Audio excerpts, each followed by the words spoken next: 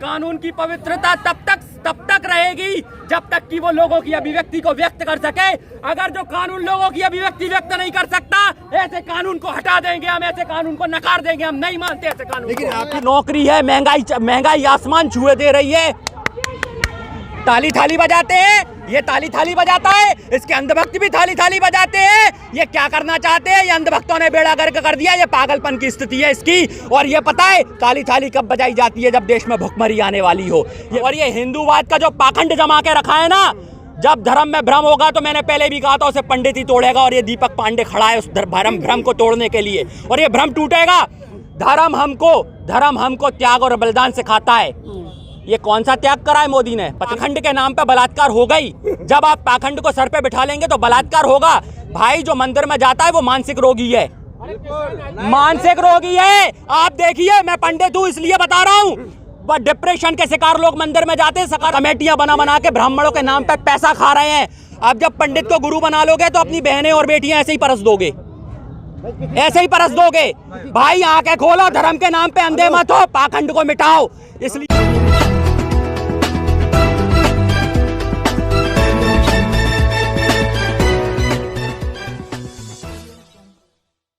की कमेटी यार, 4 लोग जो कमेटी में लिए गए हैं, 3 तो पहले ही बिल के समर्थन में थे। ये उनके ही पोपट है, उन्हीं की सी बोलेंगे, जैसी वो खिलाएंगे वैसा वो बोलेंगे। हम कहते हैं सुप्रीम कोर्ट पे आज भरोसा कर लें, जब चारों स्तंभ आज देश में गिर चुके हैं, मोदी के आगे नतमस्तक हो चुके हैं। जहाँ गोदी मीडिया कहा जा रहा है, मीडिया को भी इससे बुरे दिन नहीं आ सकते।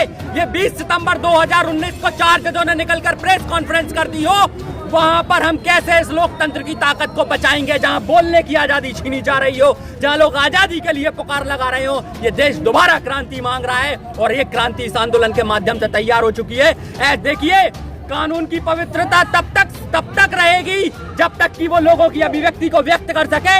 अगर जो कानून लोगों की अभिव्यक्ति व्यक्त नहीं कर सकता, ऐसे कानून को हटा देंगे हम, ऐसे कानून को नकार देंगे। हम नहीं मानते ऐसे कानून। लेकिन आप ही के भलाई के लिए 2022 तक आपकी आय दुगनी होगी। 1 सेकंड 22 तक आपकी आय दुगनी की बात करते हैं प्रधानमंत्री, सोए जाते हैं, किसानों को समझाते हैं, फिर आप क्यों नहीं समझते? हुआ क्या? 15 लाख आए क्या? बेरोजगारों को रोजगार मिला क्या? 2 करोड़ रोजगार दिए क्या इसने हर वर्ष? ये क्या रोजगार देगा? ये तो खुद बेरोजगार था, जिसके पास तो वैसे ही कुछ नहीं था। हमारे पैसे पे पल रहा है, हमारे पैसे से यात्राएं कर रहा है, महंगे महंगे सूट पहन रहा है और खुद को फकीर कहता है। ऐसा फकीर है? अरे ये तो खुद कहता है ना खाऊंगा ना खाने दूंगा। आज बताइए, वही स्थिति लाके खड़ी कर दी है देश में किसान की, आम जन की, कि वो खा नहीं पा रहे हैं चैन से रोटी, ना नौकरी है, महंगाई आसमान छुए दे रही है। और इसको तो खाना क्या पसंद है हमें पता है ना, इसको गाली खाना पसंद है मोदी को। मैं तो कहता हूँ इसको गालियां दो। इसने मन की बात में कहा है भैया, मैंने नहीं, मन की बात में कहा है। उसने ये कहा है कि गाली खाने से मेरी सेहत बनती है, जो मुझे गाली देता है मैं बहुत तंदुरुस्त हो जाता हूं। तो हम भी चाहते हैं भाई, इतने महंगे महंगे सेब, मशरूम की सब्जियां और महंगे महंगे आम पिलपिला के खिला के मत बताओ, हमारी गालियां खाओ ना।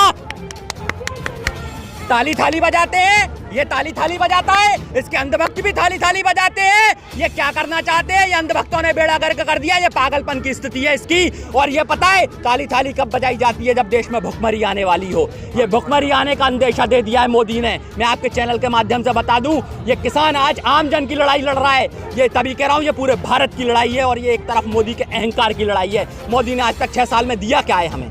जो आज उसने तो खुद ने कहा मेरे रगों में व्यापारी का खून है, हमें दिख रहा है। बिल्कुल है, तेरे रगों में व्यापारी का खून है, किस किस का खून है सब दिख रहा है। तूने आज अंबानी अडानी को देश बेच दिया, लेकिन चीन को लाल आंखें दिखाने की बात करता है। अभी मेट्रो प्रोजेक्ट हाल ही में इसने चीन को दे दिया है, जहां टाटा और एल&टी जैसी कंपनियां इसके लिए बैठी हुई थी।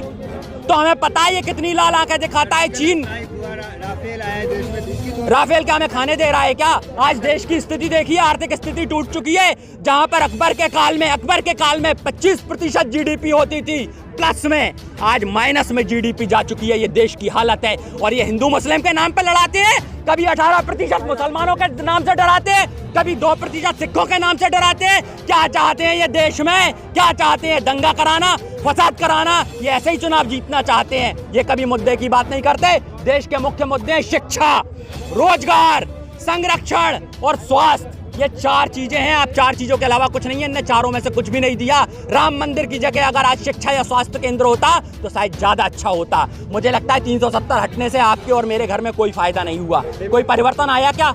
हेमा मालिनी ने एक बयान दिया है, उसको कैसे देखते हैं आप कि जो किसान बैठे हुए ना उनको इस बिल की अच्छाई के बारे में पता है ना बुराई के बारे में? देखो हेमा मालिनी कोई किसान तो रही नहीं है ना। धर्मेंद्र की बसंती रही है, वो बसंती बन के रहे तो ज्यादा अच्छा है। वो राजनीति में आने की कोशिश ना करे, नहीं तो सांसद हमने बनाया है, वो सांसद अपने आप नहीं बन गई। हमें तो नचनिया है, ये सब लोग नचनिया, इन पे पैसा खर्च करके हमने ने उठाया है। ये वो लोग थे नाचने वाले जो रोड पे नाचा करते थे, आज हमने मंच दे दिया है नचा नचा के। समझ गए? गलती हो गई, क्या कहेंगे? आप ही दिया। ओ भाई गलती हुई है तभी तो इतना बड़ा आंदोलन खड़ा हुआ है। अपनी गलती को सुधारने आए हैं लोग, उस गलती को पहुंचने आए हैं जो आज हमने मोदी को खड़ा कर दिया है इस गलती पे। आज हम अब मोदी को बख्शने वाले नहीं है। कह रहे हैं कि पहले हम बंगाल चुनाव जीत जाते हैं, उसके बाद इनके किसानों की चिंता करें। कैसे देखते हैं इस तरह का बयान अगर कोई बड़े नेता? भाई जहाँ पर राजनीति में से धर्म चला जाए और धर्म की राजनीति शुरू हो जाए, वहां पर ऐसे ही भाषण आएंगे, ऐसे ही भाषण आएंगे इन लोगों के। क्योंकि ये बंगाल चुनाव में भी दंगा करा के, मुझे लगता है बंगाल से अच्छा लोकतंत्र नहीं होगा जहां पर बिना जात धर्म के लोग एक दूसरे के साथ सौहार्द का व्यवहार करते हो। और आपको अगर और बड़ा सौहार्द देखना हो तो इस आंदोलन में देख लीजिए। ये देखिए, ये है मुस्लिम भाई, ये देखिए खड़े हैं मेरे साथ, ये हिंदू खड़ा है, ये सिख खड़े हैं। यहाँ पे ना पता है दलित कौन है, सवर्ण कौन है। इनका काम है भाई लोगों को बांटना, आपस में लड़ाना। अब ये देश समझ चुका है, देश गुमराह बहुत हो लिया इनके नाम पे, अब नहीं होगा। और ये हिंदूवाद का जो पाखंड जमा के रखा है ना, जब धर्म में भ्रम होगा तो मैंने पहले भी कहा था उसे पंडित ही तोड़ेगा। और ये दीपक पांडे खड़ा है उस भ्रम को तोड़ने के लिए, और ये भ्रम टूटेगा। धर्म हमको त्याग और बलिदान सिखाता है। ये कौन सा त्याग करा है मोदी ने? पत्नी छोड़ने का।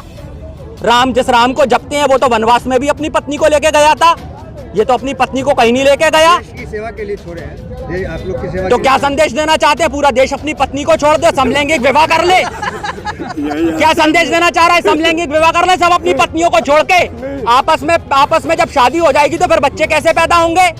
जनसंख्या नियंत्रण का क्या ये नया तरीका है क्या मोदी जी का? और कुछ पूछना है? पूछो। किसानों की दूर लगातार हाँ एक अच्छा शासन करने की बात करते हैं, लेकिन लगातार इस तरीके की हाँ पाखंड के नाम पे बलात्कार हो गई। जब आप पाखंड को सर पे बिठा लेंगे तो बलात्कार होगा। भाई जो मंदिर में जाता है वो मानसिक रोगी है, मानसिक रोगी है। आप देखिए, मैं पंडित हूँ इसलिए बता रहा हूँ। पर डिप्रेशन के शिकार लोग मंदिर में जाते हैं सकारात्मक ऊर्जा लेने के लिए। वहां पर पहले पंडित क्या करते थे? सकारात्मक ऊर्जा देते थे, 1 मिनट सकारात्मक ऊर्जा देते थे, लोगों को मंत्रोच्चारण करवाकर उनके अंदर पॉजिटिव एनर्जी भरते थे। उसके बदले में उनको जो मर्जी दान दे जाता था, उससे अपना पेट भरते थे। आज इन्होंने उसी चीज को धंधा बना के खड़ा कर दिया है और कमेटियां बना के ब्राह्मणों के नाम पे पैसा खा रहे हैं। पर मेरे अंदर जो खून दौड़ रहा है ना, वो पंडित शहीद चंद्रशेखर आजाद का खून है, क्रांतिकारी का खून है। दल्ले भड़वे मोदी को अपना बाप समझने वाले अन्य पंडितों जैसा खून नहीं है। वो अपने मोदी को अपना बाप बना सकते हैं तो बनाए, अपनी माओ को भी भेज दे मोदी के पास। कानून को देख लीजिए तो फिर क्यों नहीं देखते हैं? मथुरा में जो 15 साल की बच्ची के साथ रेप हुआ, हाँ? तो कोई पंडित नहीं कहाँ पे? मथुरा में जो बलात्कार। भाई लेकिन ज्ञान तो पंडितों से ही लेके आ रहे हैं ना। क्या होगा जहां पर यह सिखाया जाएगा, ये गुरुर ब्रह्मा गुरुर विष्णु गुरुर देवो महेश्वरा गुरुर साक्षात पर ब्रह्मा तस्मै श्री गुरुवे नमः। अब जब पंडित को गुरु बना लोगे तो अपनी बहनें और बेटियां ऐसे ही परस दोगे, ऐसे ही परस दोगे। भाई आंखें खोलो, धर्म के नाम पे अंधे मत हो, पाखंड को मिटाओ। इसलिए मैं कह रहा हूँ पाखंड फैला रखा है। किसी जात विशेष की बात भाई मैं पंडित हूँ, मैं अपनी बात कर रहा हूँ, बिल्कुल होगा परेड, बिल्कुल होगा। क्यों नहीं होगा परेड? 26 जनवरी को बिल्कुल परेड होगा भाई, 26 जनवरी को परेड होगा। कानून वापस लेने पड़ेंगे। इस बार मोदी सरकार ने कोशिश की है, ये भी कानून वापस लेने पड़ेंगे। आंदोलन जारी रहेगा और 26 जनवरी के दिन जो हमने एक कसम खाई है, एक नारा दिया है कि पूरे भारतीय लोग, ये किसानों का आंदोलन नहीं है, पूरे भारत का आंदोलन है। क्योंकि ये स्थिति जो है ना, पिछले भी हमने आंदोलन जो किए या लोगों ने अपने आवाज़ उठाई किसी भी शोषण के खिलाफ, तो इन्होंने धर्म मजहब जात और इन सब चीज़ों का चोला उड़ा दिया। आज ये साफ हो गया है कि ये जो आंदोलन है ये देश का आंदोलन है, किसानों का आंदोलन है। यही मीडिया इसको तुगलकी बोलने लगी, यही मीडिया इसको अफगानिस्तानी बोलने लगी, यही मीडिया इसको खालिस्तानी बोलने लगी थी, यही मीडिया इनको पाकिस्तानी बोलने लगी थी।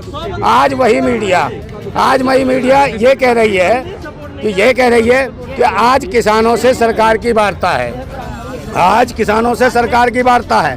और आज यही सुप्रीम कोर्ट कह रहा है कि किसानों को हम कहना चाहते हैं, हम रिक्वेस्ट करना चाहते हैं कि सरकार के माध्यम से अपनी बातों को समझे। पैदा होता है बच्चा, जिस टाइम पर पैदा होता है आता है माँ के पेट से बाहर, तो इतनी जोर का किलकारी मारता है। सरदार जी का होगा तो इनके 1 किलोमीटर दूर ये पता चला जाए सरदार जी का पोता हुआ पैदा। मुट्ठी बीचो, मुट्ठी जैसा बच्चा बीचा है। अब जब आवाज लगा मोदी को ये दिखा मुट्ठी बीच रही है, सारे मुट्ठी बीचो।